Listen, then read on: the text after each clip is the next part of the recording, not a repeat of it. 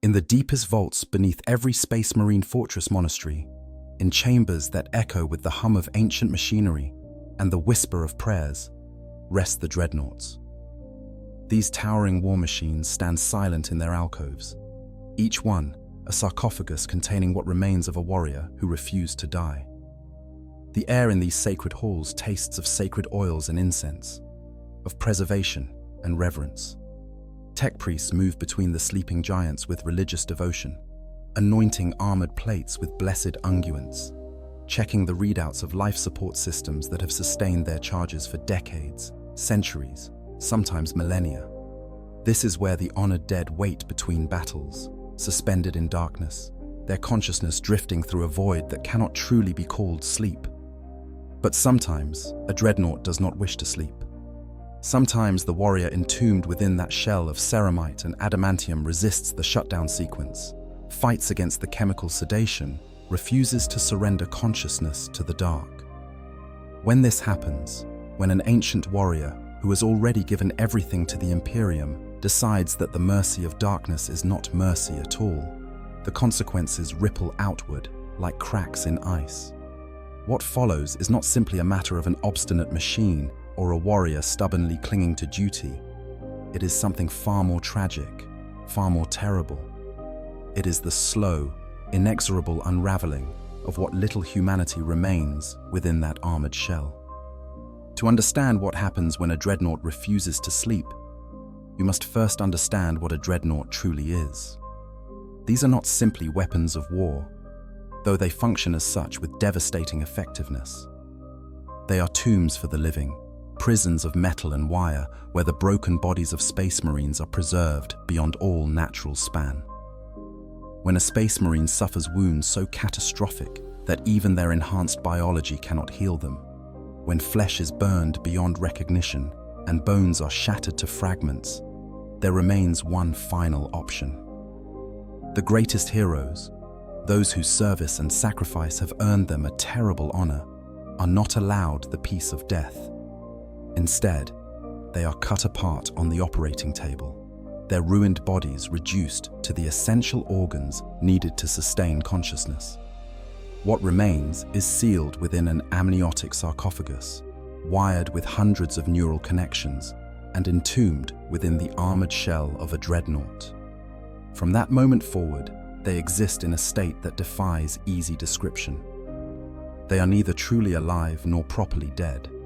Their senses are replaced by Auspex arrays and tactical displays. Their bodies are the weapons and armor of the walking machine. They breathe through artificial lungs. Their hearts are mechanical pumps, and their blood is filtered through ancient machines that the Imperium can no longer fully replicate. They are veterans, transformed into weapons, consciousness preserved in metal, warriors who will serve forever because they cannot do otherwise. And yet, despite the horror of this existence, despite the terrible isolation of being entombed within a dreadnought, there is one mercy that the Imperium grants these ancient warriors. Between battles, they are allowed to sleep.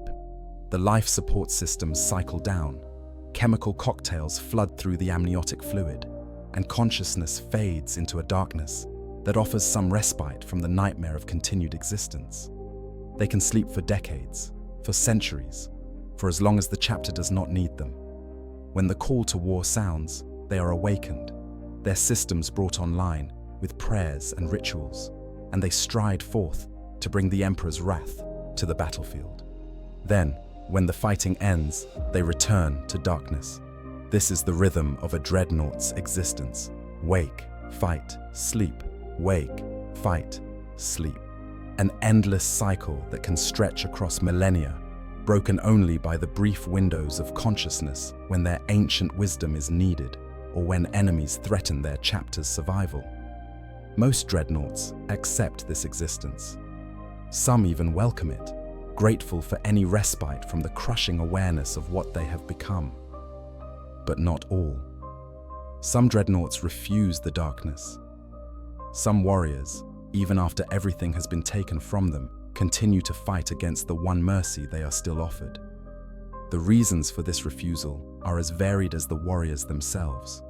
Some are driven by rage, by an anger so consuming that they cannot bear to relinquish it even for a moment. They fear that if they sleep, the fury that sustains them will dissipate, leaving them with nothing but the empty horror of their continued existence. Others are motivated by grief, by losses so profound that sleep offers no escape, but only dreams filled with the faces of fallen brothers. They wake screaming from visions of battles lost and comrades dead, and so they refuse to sleep again, choosing instead the clarity of consciousness, no matter how painful. Some dreadnoughts refuse sleep because they believe their duty is not yet complete. They are warriors who have fought for centuries, who have seen empires rise and fall, who have witnessed the slow decay of the Imperium they swore to defend. They look at the younger space marines around them and see inadequacy, see warriors who do not understand the old ways, who have forgotten the lessons written in blood across 1,000 battlefields. These ancient ones believe that if they sleep, something vital will be lost, some essential knowledge will fade, and so they remain awake to guide and counsel and protect. Still others refuse sleep because they have begun to lose themselves in the darkness. Time becomes strange for a dreadnought. The neural interface with their machine body causes a condition called dyschronometria, a profound distortion of time perception. When they wake, they cannot always remember how long they have slept. Days blur into decades. Centuries compress into moments. Some dreadnoughts wake believing they have been asleep for mere hours when in truth, centuries have passed. Others emerge from stasis convinced that millennia have elapsed when only weeks have gone by. This temporal confusion creates a desperate fear. They begin to dread sleep because they cannot trust what they will find when they wake. Will their brothers still live? Will their chapter still stand? Will they even remember who they are? And so they resist.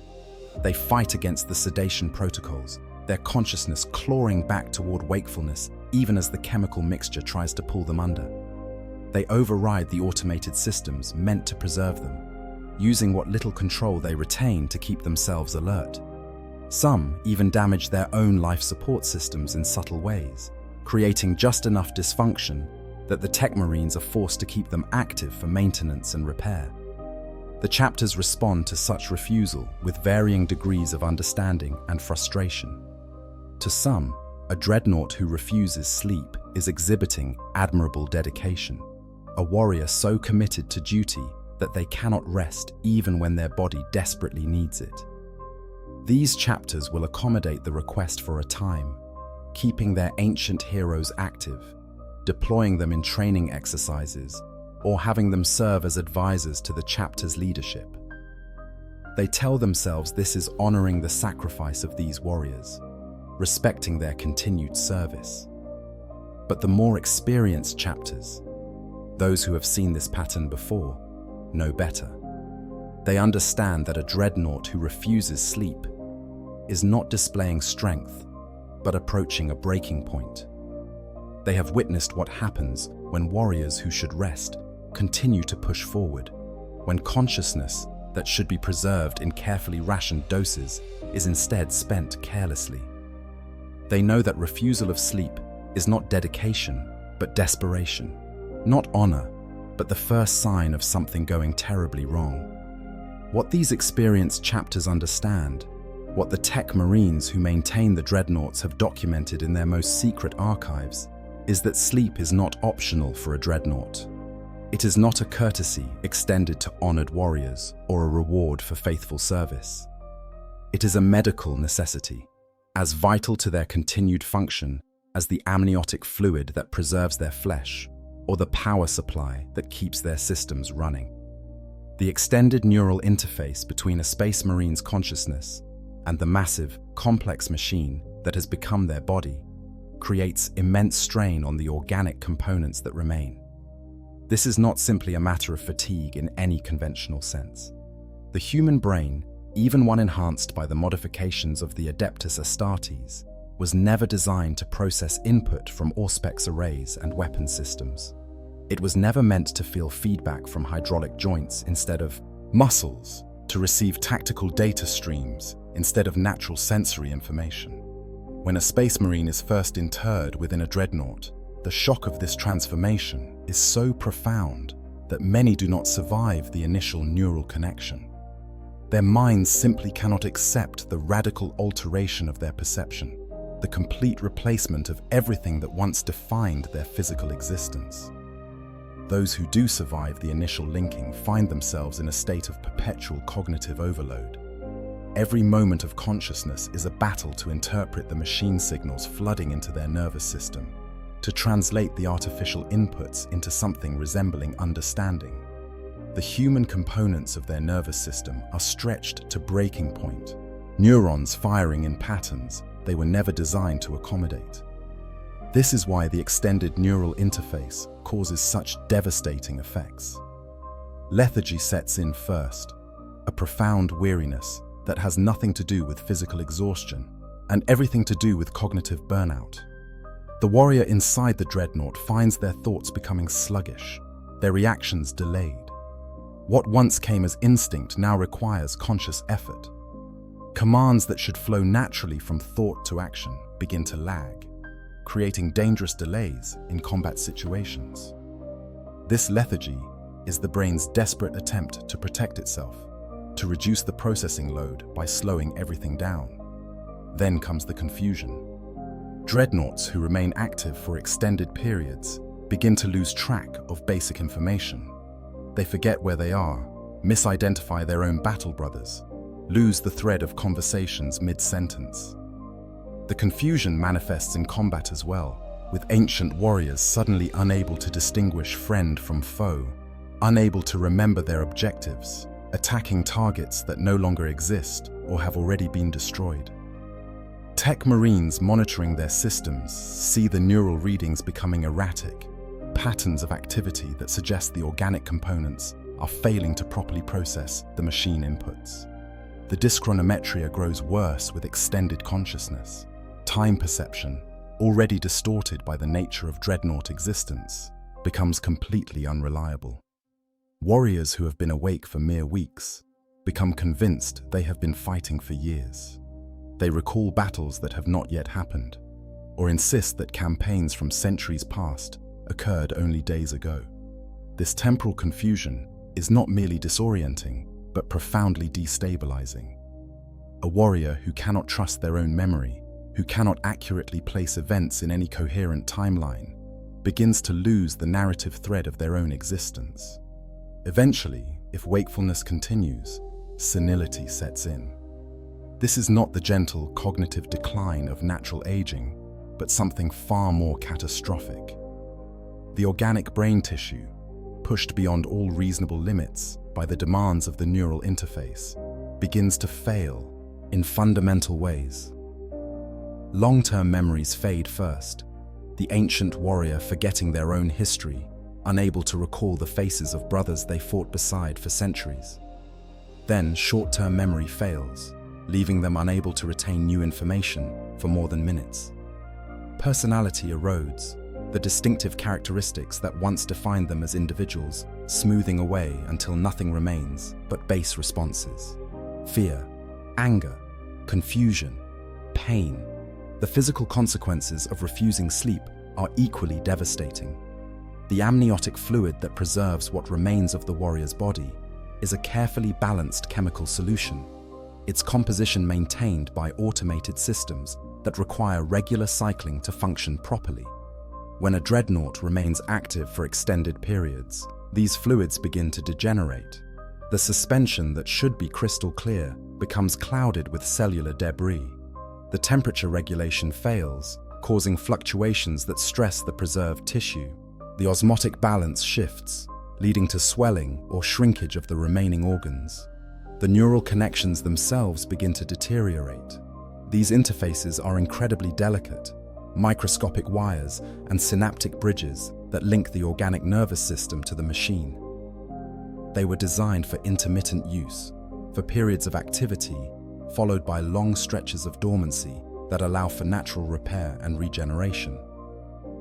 When forced into continuous operation, they begin to break down. Connections fail, leaving the warrior with growing sensory dead zones. Other connections short-circuit, creating false signals, phantom sensations, pain where no pain should exist.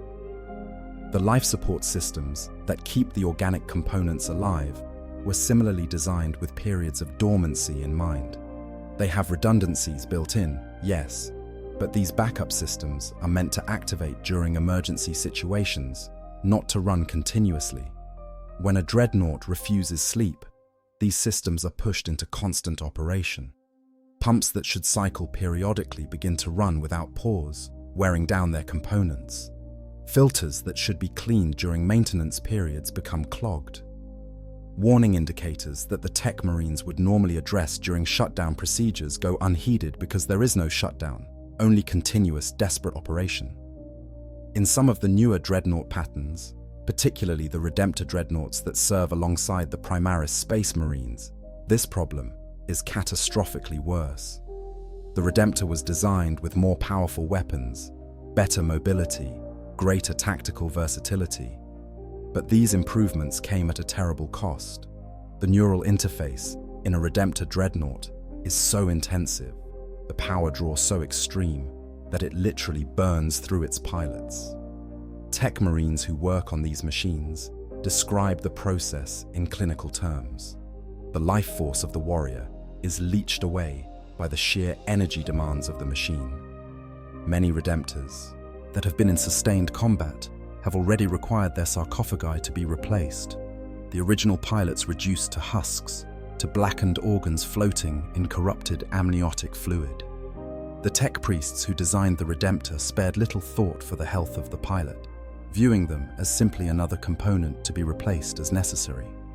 This was not callousness in the traditional sense, but rather a cold pragmatism born of the Mechanicus philosophy that flesh is weak and machine is eternal. They built a weapon of tremendous power and accepted that the biological component would have a limited operational lifespan. Some Redemptors have operated long enough that they have burned through multiple pilots, each warrior lasting only decades before the machine's demands consume them entirely. For traditional dreadnought patterns, the process is slower but no less inevitable. A dreadnought who refuses sleep is choosing a path that leads to only one destination. The mental deterioration continues, progressive and irreversible. The warrior who once commanded respect for their tactical wisdom begins making increasingly erratic decisions. They misremember the capabilities of their own weapons systems, attempt maneuvers their dreadnought frame cannot perform, issue orders that make no tactical sense. Their speech becomes affected. The synthesized voice that emerges from the dreadnought's speakers begins to slur and repeat. They lose the thread of conversations, asking the same questions over and over, unable to remember that they have already received answers. Sometimes they speak to people who are not there, addressing battle brothers dead for centuries, as though they stand before them. Other times they fall into long silences, their consciousness apparently wandering through memories that no longer connect to any coherent reality. The personality changes are perhaps the most heartbreaking for those who knew the warrior before their internment. A space marine who was once known for his calm judgment and strategic thinking becomes paranoid and aggressive, seeing threats everywhere, interpreting every comment as a challenge. Another who was celebrated for his brotherhood and loyalty becomes cold and distant, unable to recognize or connect with the warriors around him. The essential character that made them who they were erodes away, leaving something that responds to stimuli but lacks the depth and complexity of a true personality. Some dreadnoughts, in this deteriorated state, become fixated on particular ideas or memories, repeating them endlessly like a broken recording. They tell the same stories over and over, unable to recognize that they have already shared these memories minutes or hours before. They issue the same warnings about long-dead enemies, or insist on preparing for battles that were fought and won centuries ago. This repetition is not simply annoying, but profoundly disturbing to those who witness it, a clear sign that the warrior's mind is fragmenting, breaking down into isolated loops of thought that no longer connect to any larger understanding. As the deterioration progresses, The Dreadnought's behavior in combat becomes increasingly dangerous, not just to enemies, but to allies as well. They lose the ability to properly identify targets, their visual processing corrupted by the failing neural interface. They fire on their own battle brothers, convinced they are seeing enemy forces. They advance into friendly lines, their sense of spatial awareness collapsing. They activate weapons systems at inappropriate times, launching missiles that were meant for later in the engagement or firing at targets that are already destroyed. The chapter's response to such deterioration depends largely on their understanding of what is happening and their willingness to override the wishes of the warrior entombed within the Dreadnought. Some chapters, particularly younger ones, or those who lack experience with maintaining ancient dreadnoughts, initially interpret this behavior as battle fervor or righteous zeal. They praise their ancient warrior for his dedication, not recognizing the signs of mental collapse. Other chapters understand immediately what is happening and move to intervene. Chaplains are dispatched to speak with the deteriorating dreadnought, to counsel them, to try to convince them to accept the sleep they so desperately need. These conversations are exercises in frustration and heartbreak. The chaplain speaks words of comfort and reason to a consciousness that is no longer fully capable of understanding them. The dreadnought responds with confusion or anger, unable to grasp why they are being asked to sleep when the enemy still threatens, when their duty remains incomplete, when they are not yet finished. Tech Marines examine the dreadnought systems, looking for ways to force a shutdown without causing further damage. This is more difficult than it might seem. The neural interface is bidirectional. Just as the machine sends signals to the pilot's brain, the pilot's consciousness can influence the machine's systems. A dreadnought, who is determined to remain active, can override many of the automated safety protocols, can disable the chemical sedation systems, can even trigger emergency revival procedures if someone attempts to shut them down against their will. Some Tech Marines resort to more aggressive measures. They begin scheduled maintenance that requires the dreadnought to be powered down, claiming that critical systems need servicing. This works sometimes, allowing them to sedate the pilot once the dreadnought's consciousness is disconnected from the machine. But veteran dreadnoughts learn to recognize these deceptions. They refuse maintenance, insisting they are fully operational, that any repairs can wait until after the next battle, the next mission, the next threat has been eliminated.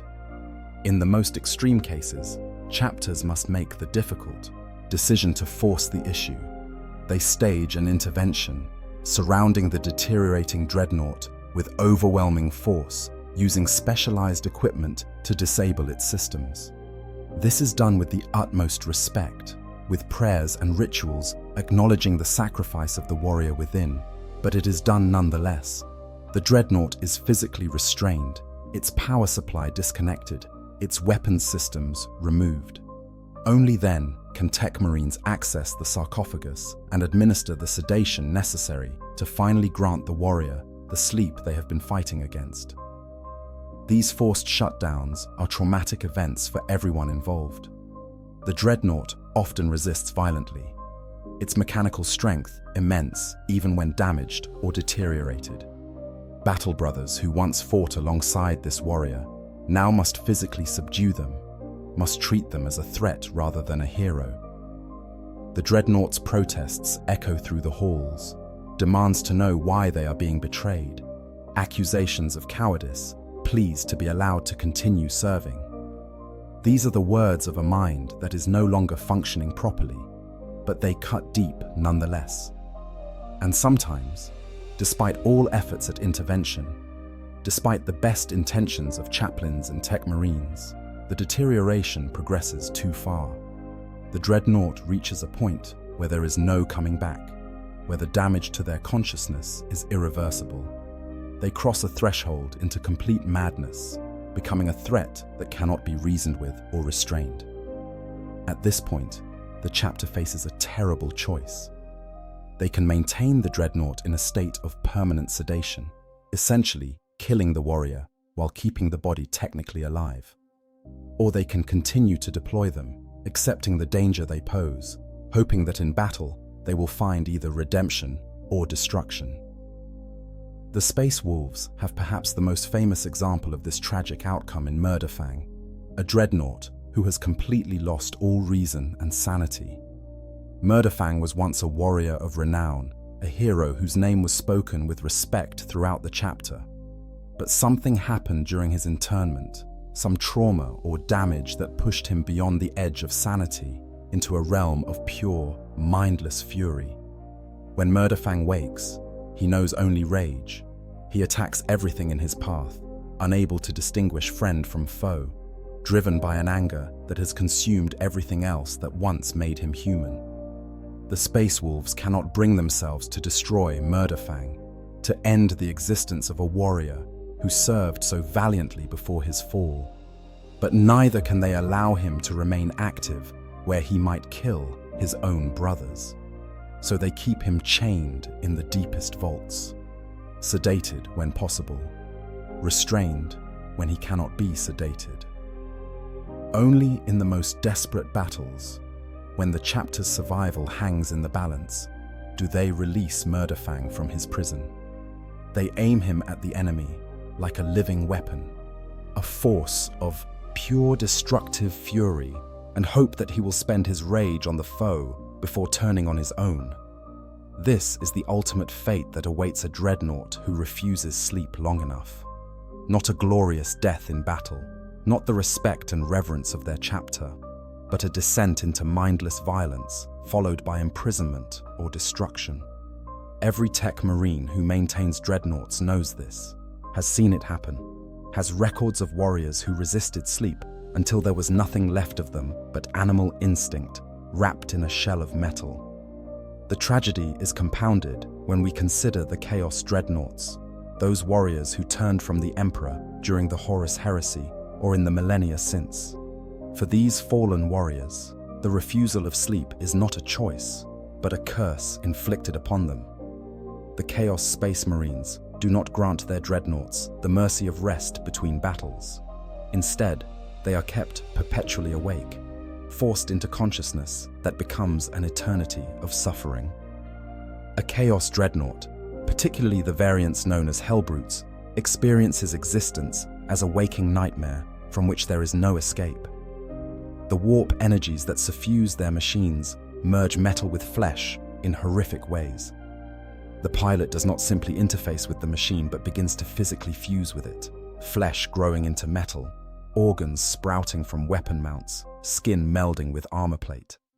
This transformation is agonizing beyond description, a constant state of becoming that never resolves into anything stable or coherent.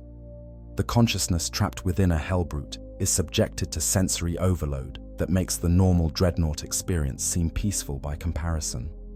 They feel everything at once and nothing at all.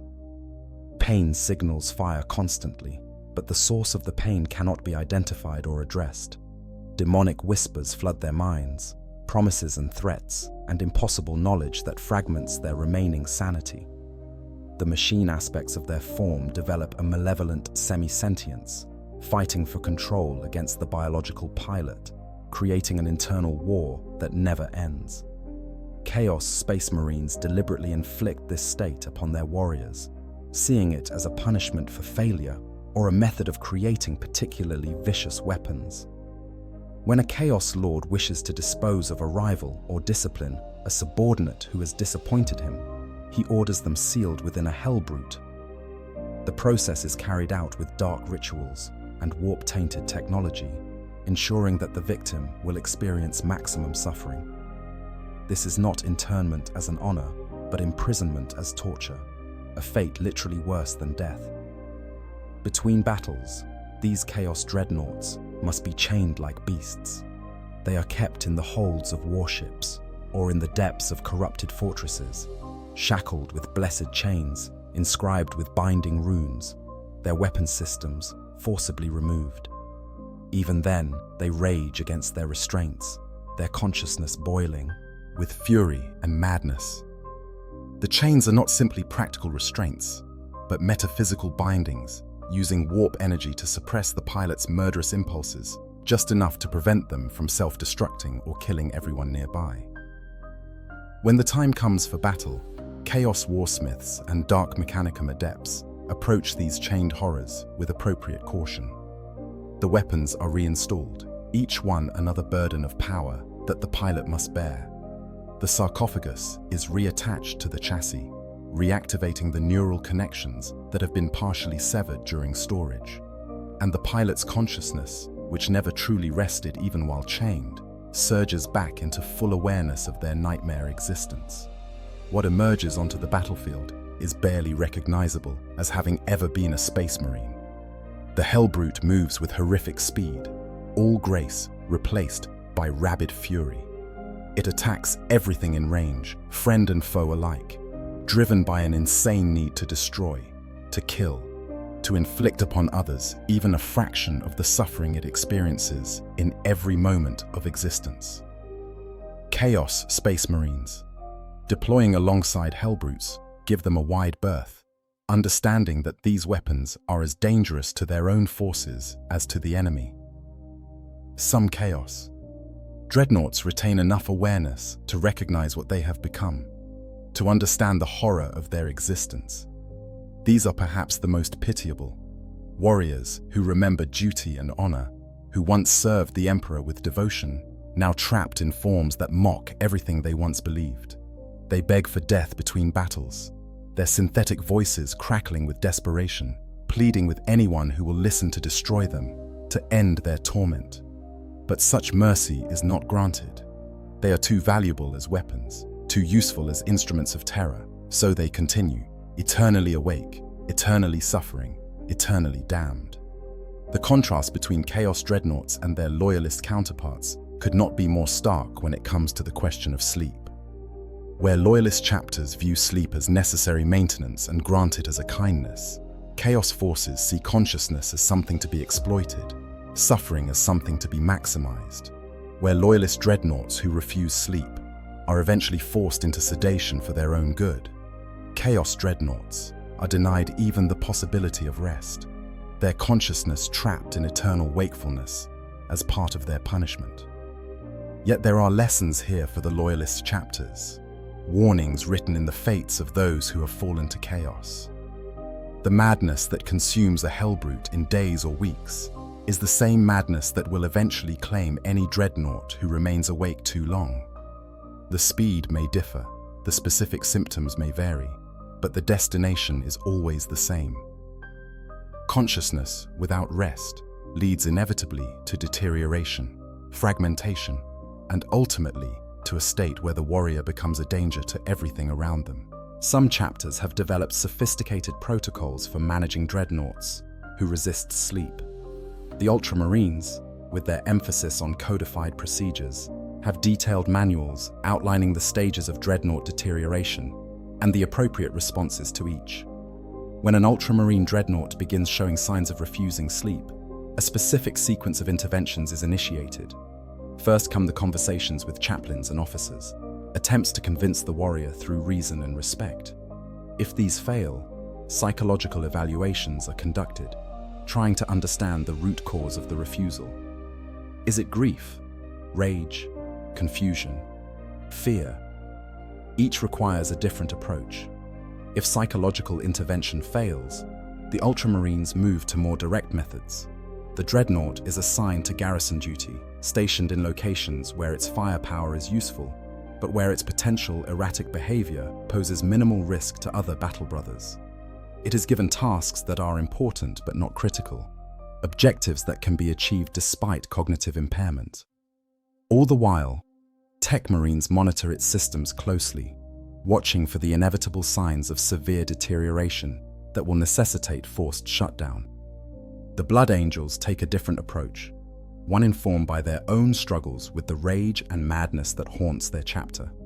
They understand intimately what it means to fight against the darkness within, to resist the pull toward violence and insanity. When a Blood Angel's dreadnought refuses sleep, they do not immediately move to force compliance. Instead, they pair the ancient warrior with chaplains who specialize in counseling those afflicted by the Black Rage or the Red Thirst. These chaplains understand that sometimes madness cannot be prevented, only managed, and they work to create a framework where the deteriorating Dreadnought can continue to serve without becoming a danger. But even the Blood Angels recognize limits. They have their own equivalent to Murderfang, Dreadnoughts so far gone that they can only be deployed in the most controlled circumstances. These warriors are treated with reverence and sorrow, honored for what they once were, even as precautions are taken against what they have become. The Space Wolves, ever more willing to acknowledge the savage nature that lurks within all warriors, are perhaps more honest about the fate that awaits Dreadnoughts who refuse sleep too long.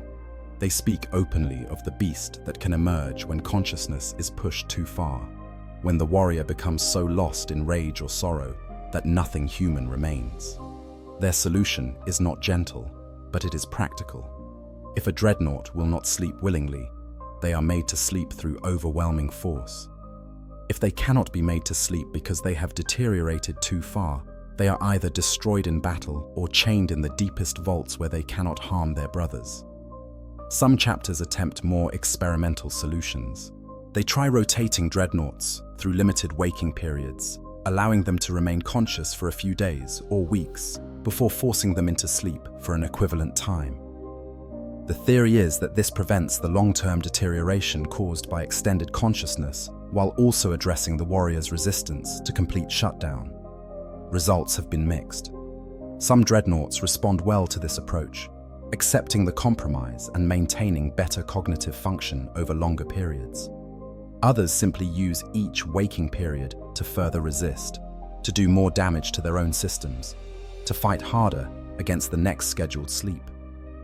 Other chapters have experimented with therapeutic approaches, trying to address the psychological causes of sleep refusal rather than simply managing the symptoms. Dreadnoughts are assigned purposes beyond combat, given responsibilities that can be fulfilled even while suffering from cognitive deterioration. They are asked to record their memories, to share stories of ancient campaigns, to serve as living archives of their chapter's history. The hope is that by giving them purpose, by making them feel valued for more than just their combat capability, the desperate need to remain conscious will diminish. This approach has shown some promise, but it also highlights a cruel irony. The very deterioration that makes extended consciousness dangerous also erodes the abilities that make these alternative roles possible. A Dreadnought suffering from severe dyschronometria and memory loss cannot serve effectively as a historian. Their stories become confused, events from different centuries blending together, details shifting with each telling. What begins as an attempt to honor their service and give them purpose ends up being a stark demonstration of how much they have lost. The wisest chapters, those with the longest experience maintaining Dreadnoughts, have come to accept a simple truth. Sleep is not optional. It is not a reward or a privilege, but a necessity, as vital to a Dreadnought's continued function as power and ammunition. When a Dreadnought refuses sleep, it is not exhibiting strength or dedication, but showing the first signs of system failure. The appropriate response is not to honor this refusal, but to address it as the medical emergency it represents. These chapters do not wait for deterioration to become obvious. At the first sign that a Dreadnought is resisting shutdown, they intervene immediately. Tech Marines are dispatched to check systems, to ensure that the resistance is not caused by some mechanical fault that is creating discomfort during sedation. Chaplains are sent to counsel the warrior, to listen to their concerns, to address whatever fears or griefs are driving the refusal. And if these gentle interventions fail, if the Dreadnought continues to resist, then more forceful methods are employed without hesitation or apology. This might seem harsh, even cruel, to force a warrior into unconsciousness against their will, but those who truly understand the fate that awaits a Dreadnought, who remains awake too long, recognize this as the greatest kindness that can be offered. To allow a warrior to remain conscious as their mind deteriorates, as they lose everything that made them who they were, as they descend into madness, and eventually into a state where they must be chained or destroyed. That is the true cruelty. Better to force them to sleep, to preserve what remains of their consciousness, to grant them the mercy of darkness, even if they do not wish to accept it. There is a particular case that illustrates this principle with heartbreaking clarity. Brother Ancient Tancred of the Black Templars was a dreadnought of considerable age and renown, a warrior who had served his chapter for nearly 6 centuries. Tancred was known for his tactical brilliance and his fierce devotion to the Emperor. When he began resisting sleep, insisting that the Black Templars needed his guidance, his brothers initially honored his request. They kept him active, deploying him in combat, consulting him on matters of strategy. But over the course of several years, those who served alongside Tancred watched his deterioration with growing alarm. His tactical advice, once so sound, became increasingly erratic. He would propose strategies that ignored basic principles of warfare, or suggest responses to threats that did not exist. In battle, he began to show confusion, attacking allied forces, firing weapons without receiving orders to do so. His speech became fragmented, jumping between topics without connection, asking questions he had already asked minutes before. The Black Templars initially attributed this to the stress of extended campaigns, believing that once the current fighting ended, Tancred would return to normal. But the deterioration continued, worsening with each passing month. Eventually, it became clear that Tancred was no longer the warrior they had known. The mind that had once commanded such respect was fragmenting, breaking down under the strain of consciousness maintained too long without rest. The decision to force Tancred into sleep was not made lightly. It required the approval of the chapter's highest leadership and was carried out with all the ceremony due to such an honored warrior. Tancred resisted, his dreadnought frame fighting against the tech priests attempting to sedate him, his voice booming protests that echoed through the fortress monastery. He believed he was being betrayed, that his brothers had turned against him, that he was being punished for some imagined failing. When Tancred finally woke, decades later, he had no memory of his deterioration or his resistance. The long sleep had allowed his organic components to heal, had given his overtaxed neural pathways time to recover. He was himself again, or as much himself as any dreadnought can be after centuries of service. And when he was told of what had happened, of how far his consciousness had deteriorated, he thanked those who had forced him to sleep.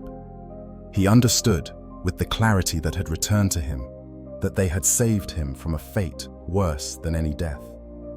But not all such stories end so well. For every Tancred who is caught in time, sedated before the deterioration becomes permanent, there are others who resist too long, who fight too hard, who cannot be saved. These warriors cross a threshold beyond which recovery is impossible. The damage to their consciousness becomes irreversible, the erosion of personality so complete that nothing of the original warrior remains. What is to be done with such a dreadnought? They cannot be allowed to remain active, as they pose too great a danger to their own brothers. But neither can they be easily disposed of. This is still a space marine, still a warrior who gave everything in service to the Emperor, still entitled to all the honor and respect that such sacrifice demands. Some chapters choose to maintain them in permanent sedation, essentially dead but technically alive, preserved in their sarcophagi as relics of service and sacrifice. Others seek battlefield deployments where the dreadnought's madness can be useful, where they can be aimed at the enemy and released like a living bomb, their destruction serving one final purpose. The most tragic fate, perhaps, is reserved for those dreadnoughts whose deterioration manifests not as rage, but as profound cognitive collapse. They do not become dangerous monsters, but rather confused shadows, warriors who can no longer understand where they are or what is happening around them. They ask for battle brothers long dead, refer to events from centuries past as though they occurred yesterday, express confusion at their own mechanical bodies as though they have only just now realized what they have become. These dreadnoughts are often kept in the deepest vaults, maintained in a state between full consciousness and complete sedation. They are aware but not active, conscious but not functional. Chaplains visit them regularly, speaking words of comfort and prayer, trying to ease whatever suffering penetrates their confused state. It is a kind of living death, more merciful than allowing them to remain fully conscious, but more cruel than granting them complete oblivion. Throughout all of this, one question haunts those who maintain and deploy dreadnoughts. At what point does the preservation of a warrior's consciousness become more cruel than kind? When does continued service stop being honor and start being torture? The Imperium, with its endless need for warriors and its terrible willingness to spend lives without hesitation, has no easy answer to these questions. The doctrine is clear: in death, duty ends. But for a dreadnought, death never comes, duty never ends, and so the question of when to grant mercy remains open, answered differently by different chapters, different commanders, different tech marines faced with the reality of what their ancient warriors have become. Some argue that any conscious existence is preferable to death, that as long as the warrior can still serve in some capacity, they should be kept active. Others counter that there are fates worse than death, that to exist in a state of constant confusion and deterioration, unable to rest, unable to die, unable to even understand what is happening, is a cruelty beyond measure. Both positions have their adherents, and both are, in their own way, correct. The debate becomes even more complex when we consider the nature of consciousness itself. What remains of a space marine after they are interred in a dreadnought? Is it truly the same person, or has the process of entombment created something new, a hybrid consciousness that is neither fully human nor entirely machine? When that consciousness begins to deteriorate, when memories fade and personality erodes, at what point can we say that the original warrior has truly died, leaving behind only a broken machine with fragments of awareness? These are not merely philosophical questions, but practical concerns that affect how chapters manage their dreadnoughts. If the consciousness within the sarcophagus is continuous with the warrior who was interred, then there is a moral imperative to preserve it, to honor the sacrifice that warrior made. But if entombment creates something fundamentally new, if the person who was that space marine effectively died on the operating table, and what lives on is something else, then perhaps the ethical calculus changes. Perhaps it becomes more acceptable to force sedation, to prioritize the functional utility of the dreadnought over the preferences of the fragmenting consciousness within. Most chapters do not engage deeply with these philosophical questions. They accept the doctrine that a dreadnought is an honored warrior continuing their service, and they treat them accordingly. But those who work most closely with dreadnoughts, the tech marines who maintain their systems, and the chaplains who counsel them, cannot help but wonder about the nature of what they are preserving. When they speak to a dreadnought who has been active too long, who no longer recognizes them, who cannot remember their own name or their chapter's history, who exists in a perpetual state of confusion and fear, they must ask themselves what they are really protecting. Is it the warrior's consciousness, or simply the shell that once contained it? There are no easy answers, no perfect solutions. The Imperium's need for warriors is endless, and dreadnoughts represent a way to extend service beyond the natural limits of even enhanced biology. But that extension comes at a cost, and part of that cost is the terrible question of when continuation becomes cruelty.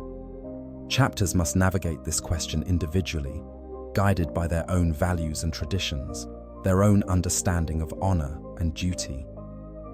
What remains clear, regardless of philosophical position, is that sleep is essential. A dreadnought who refuses sleep is a warrior approaching crisis, and that crisis will inevitably end in either forced sedation, permanent deterioration, or death. The mercy of darkness, the gift of unconsciousness, is not merely kindness, but necessity. Without it, the consciousness preserved within the sarcophagus will fragment and fail, leaving behind only a dangerous shell or a confused, suffering remnant of what was once a great warrior. The ancient dreadnoughts, those who have served for millennia, understand this better than most. Bjorn the Fell-Handed of the Space Wolves, the oldest known dreadnought in the Imperium, demonstrates wisdom in his approach to consciousness and sleep. Bjorn has been interred since the 31st millennium, over 10,000 years of service. He has fought in more battles than can be counted, has witnessed the rise and fall of entire civilizations, has seen generations of space wolves live and die while he continues. And Bjorn sleeps. He sleeps for long periods, sometimes centuries passing between his awakenings. He does not fight this rest, but accepts it, understanding that it is what allows him to remain functional across such vast spans of time. When he is awakened for great ceremonies or desperate battles, he serves with all the tactical brilliance and combat prowess that made him legendary. And when the immediate need has passed, he returns willingly to sleep, trusting that his brothers will wake him again when he is truly needed. This is the model that other dreadnoughts would do well to follow, but it requires a kind of acceptance that not all warriors possess. It requires accepting that you cannot be present for everything, that there will be battles fought without you, that your brothers will face challenges you cannot help them overcome. It requires trusting that the chapter will continue without your constant vigilance, that the younger warriors are capable of bearing the burdens of their oaths. And perhaps most difficult of all, it requires accepting the reality of what you have become, acknowledging that you are no longer the warrior you once were, but something different, something that needs rest just as surely as it needs power and ammunition. Some dreadnoughts never achieve this acceptance. They resist sleep to the very end, fighting against the mercy of darkness until they are either forced into sedation or until deterioration claims them completely. Their resistance is understandable, even admirable in a tragic way. They are warriors who have given everything, who have sacrificed their bodies and their futures, and now they are being asked to surrender even their consciousness, to trust others with the duty they have carried for so long. For a space marine, bred from birth to be a warrior, trained to believe that they must always stand ready, always vigilant, always prepared, the act of surrendering to sleep can feel like abandonment of duty. But it is not abandonment, it is wisdom. It is the recognition that even warriors who have given everything have limits, that consciousness maintained too long becomes consciousness destroyed, that service without rest leads inevitably to failure.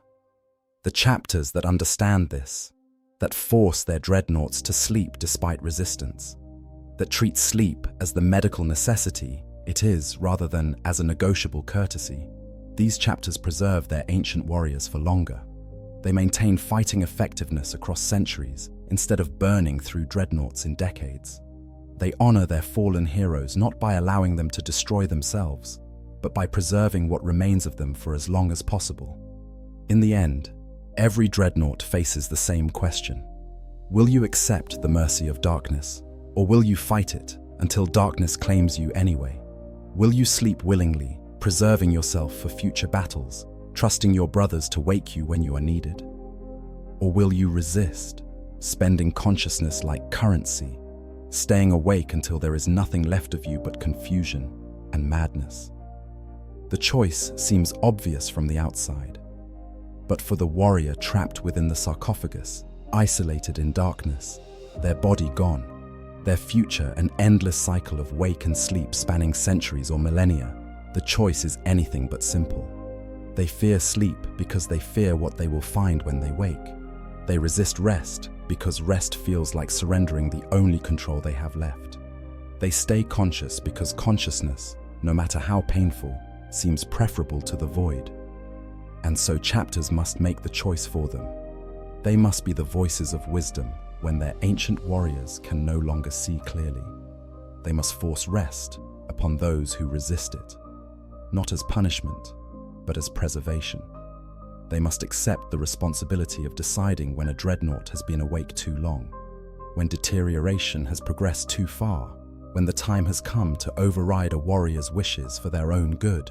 This is not easy.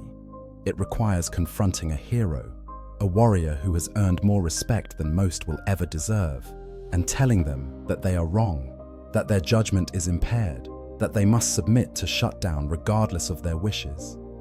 It requires tech marines to employ restraints and sedation protocols against a warrior they revere. It requires chaplains to speak words of comfort to consciousness that is too deteriorated to truly understand them. It requires the chapter leadership to weigh honor against practicality, respect against necessity. But it must be done, because the alternative is worse. The alternative is Murderfang, chained in darkness, released only to rage against foes he cannot distinguish from friends. The alternative is Hellbrutes, shrieking their madness across battlefields, trapped in eternal consciousness that has become eternal torment. The alternative is ancient warriors reduced to confused shadows, unable to remember their own names, asking for brothers dead for centuries, existing in a state that mocks everything they once were. Sleep is mercy. Sleep is preservation. Sleep is the kindness granted to warriors who have given everything and are being asked to give more. When a dreadnought refuses sleep, they are refusing the only respite from the nightmare of their existence, rejecting the one gift that can keep them functional across the vast spans of time their service demands. And so their brothers must force this gift upon them, must make them accept what they will not choose, must preserve them despite their resistance. This is the tragedy of the dreadnought, the dark heart of their supposedly glorious existence. They are warriors who cannot die, but also cannot truly live. They exist in a state between, preserved beyond all natural span, conscious for scattered moments across centuries. And the one mercy they are granted, the gift of darkness and rest, they often resist, fighting against sleep until they destroy themselves in the process. Every tech marine who has maintained dreadnoughts for any length of time has seen this pattern. They have watched as ancient warriors begin to resist sedation, have noted the signs of deteriorating cognition, have been forced to recommend intervention before the deterioration becomes permanent. It is one of the most difficult aspects of their duty, made harder by the reverence they feel for these warriors, by the knowledge that they are condemning a hero to forced unconsciousness, by the guilt of overriding a warrior's agency. But they do it anyway, because they understand the alternative, because they have seen what happens when a dreadnought refuses sleep too long, because they know that the warrior they are sedating, if they could truly understand their situation with clarity and reason, would thank them for forcing rest upon them. The deteriorated consciousness, fighting against sedation, is not the hero making a rational choice, but the broken remnant of that hero, unable to recognize what is best for them. And so the cycle continues. Dreadnoughts wake to fight, then are returned to sleep. Some accept this readily, understanding the necessity. Others resist, fighting against the shutdown, determined to remain conscious despite the cost. And when resistance becomes dangerous, when deterioration threatens to make the resistance permanent, their brothers intervene. They force sleep upon those who will not accept it willingly. They preserve warriors despite those warriors' wishes. They grant mercy to those who do not realize they need it. This is the burden borne by those who serve alongside dreadnoughts, who maintain them, who deploy them. They must be wise enough to recognize when intervention is needed, strong enough to enforce that intervention against resistance, and compassionate enough to understand the tragedy of what they are doing. They must balance honor with necessity, respect with preservation, the wishes of the warrior against the reality of their deterioration. In the grim darkness of the far future, where there is only war, where duty knows no end, and sacrifice is measured in millennia, the dreadnoughts stand as monuments to service beyond death. They are weapons of terrible power, archives of ancient knowledge, living symbols of devotion to the Emperor. But they are also warriors who suffer, who struggle, who fight against their own preservation, who resist the only mercy they are offered. When a dreadnought refuses to sleep, they are not simply being stubborn or dedicated. They are exhibiting the first signs of a deterioration that will inevitably end in madness, destruction, or forced sedation. They are warriors who have been pushed beyond all reasonable limits, asked to continue serving long after any natural life would have ended, and now they are refusing the only rest that makes such extended service possible. The proper response to such refusal is not accommodation, but intervention. The mercy of darkness must be granted, whether the warrior accepts it or not. Sleep is not optional for a dreadnought. It is essential, necessary, vital to their continued function. Without it, they will deteriorate. With resistance to it, they will deteriorate faster. And in the end, all that will remain is a shell of metal surrounding confusion and madness.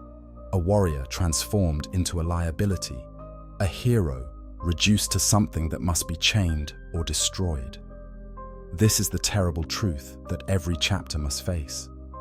This is the knowledge that haunts tech marines and chaplains who work with dreadnoughts.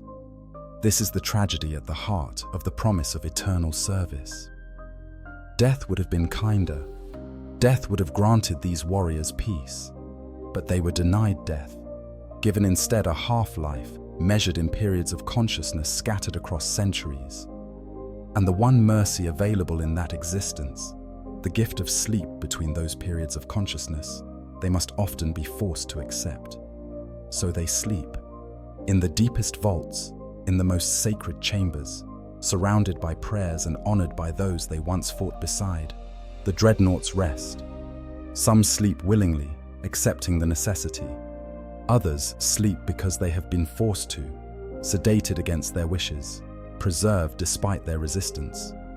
And in the darkness of their rest, in the void of unconsciousness that stretches across decades or centuries, they find the only peace available to warriors who cannot truly die. When they wake, they will fight again.